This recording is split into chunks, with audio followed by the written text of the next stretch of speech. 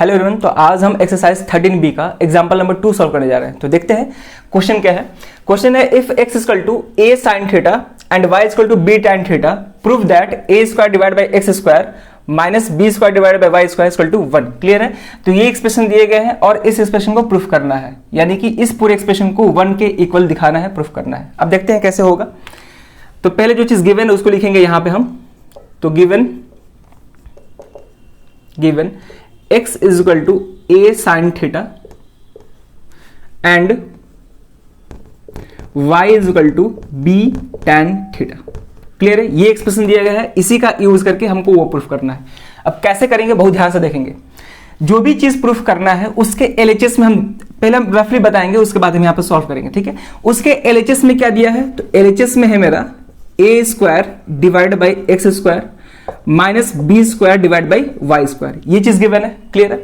अब इसको थोड़ा हम रीअरेंज कर रहे हैं, थोड़ा सा और अच्छे से लिख रहे हैं। कैसे लिख सकते हैं, ध्यान से देखेंगे इसको हम चाहें तो a अपॉन एक्स इस पूरे का होल स्क्वायर ले सकते हैं, क्योंकि फिर अगर इसको होल स्क्वायर पे तोड़ेंगे तो अलग अलग a square divide by X square हो जाएगा।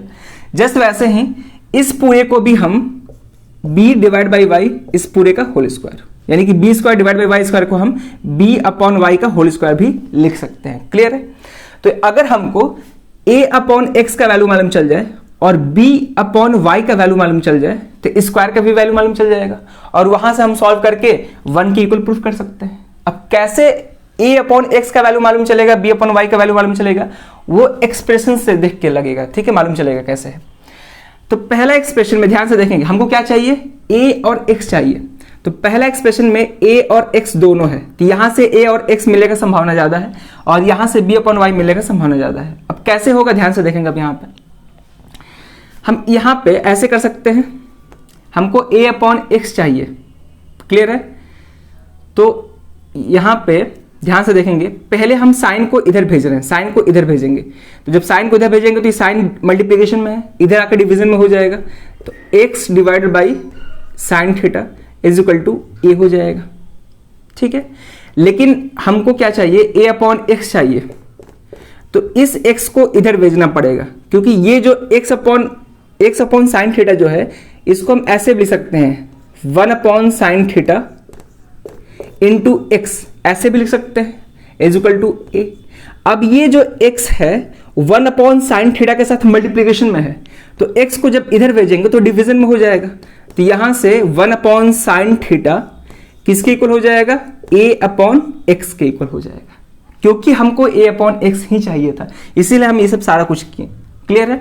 अब हम पढ़ चुके हैं पहले भी कि 1 अपॉन साइन थीटा कॉसेक के इक्वल होता है। चाहे तो यहां भी छोड़ सकते हैं, लेकिन जब 1 अपॉन साइन थीटा कॉसेक के इक्वल होता है तो उसको सॉल्व करने ज्यादा आसान होगा, क्योंकि ये फ्रैक्शन में है, ये फ्रैक्शन में नहीं है। क्लियर है। ठीक है। तो 1 upon sine theta cosec theta के इक्वल होता है is equal to a upon X. तो a अपॉन एक्स का वैल्यू कितना आ गया, कॉसेक थीटा। इसको हम 1 लेट करते हैं, इक्वेशन फर्स्ट। अब हमको b अपॉन वाई चाहिए, तो b अपॉन वाई कैसे मिलेगा, तो इस एक्सप्रेशन का, इस इक्वेशन का यूज करके हमको b अपॉन वाई मिल जाएगा। क्लियर है। तो इस इक्वेशन को भी जस्ट ऐसे ही सॉल्व करेंगे। तो पहले क्या लिखेंगे, इस tan को इधर लाएंगे, ये हो जाएगा y divided by tan theta, क्योंकि ये मल्टीप्लिकेशन में है। ध्यान से देखेंगे, ये tan थीटा b के साथ मल्टीप्लिकेशन में है, अगर इसको इक्वल के दूसरी तरफ लाएंगे तो डिवीजन में हो जाएगा और इधर केवल b बच जाएगा, क्योंकि हमको b न्यूमरेटर में चाहिए।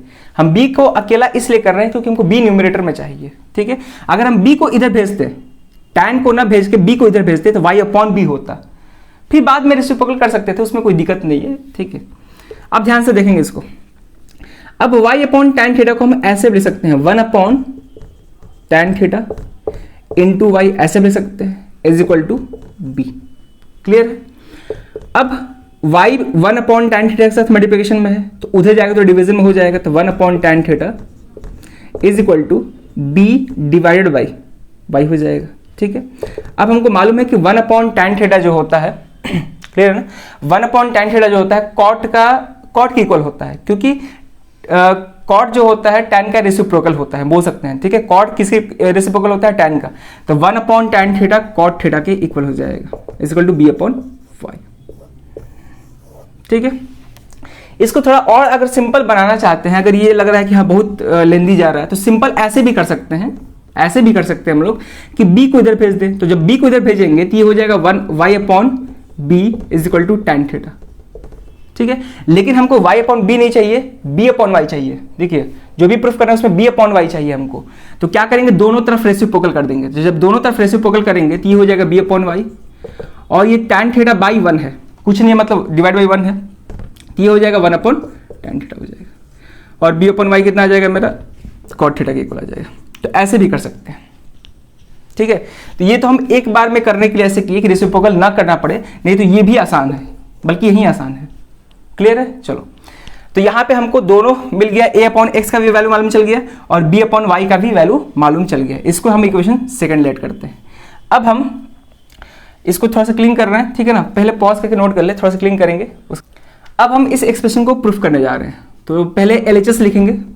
तो now LHS is equal to क्या है मेरा, a² माइनस b² ठीक है, इसको हम फिर से रीराइट करेंगे ऐसे, a/x का होल स्क्वायर माइनस b/y का होल स्क्वायर। क्लियर है, अब हमको a/x का वैल्यू मालूम है cosec थीटा, तो a/x के जगह पे लिख देंगे cosec थीटा इस पूरे का होल स्क्वायर, माइनस b/y का वैल्यू भी मालूम है cot थीटा, तो यहाँ पे लिख देंगे cot थीटा इस पूरे का होल स्क्वायर। ठीक है ना, यहाँ पे रीजन लिख देंगे from equation first and second. ठीक है, इक्वेशन फर्स्ट एंड सेकंड से आया है। अब इसको फर्दर सॉल्व करेंगे, ये cosec थीटा का होल स्क्वायर है, इसको हम cosec स्क्वायर थीटा भी लिख सकते हैं। cosec थीटा का होल स्क्वायर, इसको हम ये हो जाएगा cosec स्क्वायर थीटा, ये हो जाएगा मेरा cot स्क्वायर थीटा। क्लियर है, अब हम ट्रिग्नोमेट्रिक आइडेंटिटीज पढ़े थे, 3 पढ़े थे, उसमें से एक ये भी पढ़े थे, यहां पे हम लिख रहे हैं थोड़ा सा, 1 plus cot square theta is equal to cosec square theta. देखो फंडामेंटल ट्रिग्नोमेट्रिक आइडेंटिटीज 3 ही होते हैं, उसको रीअरेंज करके कई सारे फॉर्मूलाज बना सकते हैं, उसमें कोई दिक्कत नहीं है। ठीक है, चलो तो हम ये भी पढ़े थे कि 1 plus cot square theta cosec square theta के इक्वल होता है, लेकिन यहां पे जो एक्सप्रेशन मिला है वो cosec square minus cot square मिला है।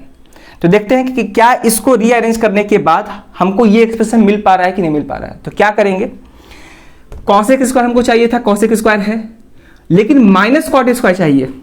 तो क्या करेंगे कि यहाँ पे प्लस cot स्क्वायर को अगर उधर भेजते हैं तो वो माइनस में हो जाएगा, इधर प्लस में उधर माइनस में हो जाएगा, तो इधर तो केवल 1 बच जाएगा, बराबर ये हो जाएगा cosec स्क्वायर थीटा, प्लस में है उधर जाके माइनस में हो जाएगा, तो माइनस cot स्क्वायर थीटा। तो क्या हम directly cosec square theta minus cot square theta की जगह पे 1 रख सकते हैं? बिल्कुल रख सकते हैं। कहाँ से, तो यहाँ से रीजन लिख सकते हैं कि सिंस, ऐसे रीजन लिख सकते हैं कि since 1 equal to cosec square theta minus cot square theta. Clear है, तो यहाँ पे हम डायरेक्टली क्या लिख रहे हैं, 1 लिख रहे हैं। और एक्सरसाइज जो भी स्टूडेंट एक्सरसाइज 13A को अच्छे से सॉल्व किया है उसको डायरेक्टली देख के समझ में आ जाएगा कि हाँ cosec square theta minus cot square theta एक आइडेंटिटी होता है जो कि किसके इक्वल होता है, 1 के इक्वल होता है। क्लियर है, तो यही हमको प्रूफ करना था, 1 ही प्रूफ करना था जो कि किसके इक्वल है, RHS के इक्वल है। तो therefore LHS is equal to RHS। ठीक है, तो यही है। तो इस एक्सरसाइज के क्वेश्चन को सॉल्व करने के लिए सारे ट्रिग्नोमेट्रिक आइडेंटिटीज याद होने चाहिए, उसको रीअरेंज फॉर्म भी मालूम होने चाहिए, और रीअरेंज फॉर्म याद रखने की जरूरत नहीं है, उसको क्वेश्चन को प्रैक्टिस करते जाएंगे, होते जाएगा खुद से। क्लियर है, चलो तो काफी अच्छा क्वेश्चन था। तो इस वीडियो में यही क्वेश्चन रहेगा, अब मिलते हैं नेक्स्ट वीडियो में नए क्वेश्चन के साथ। Thank you.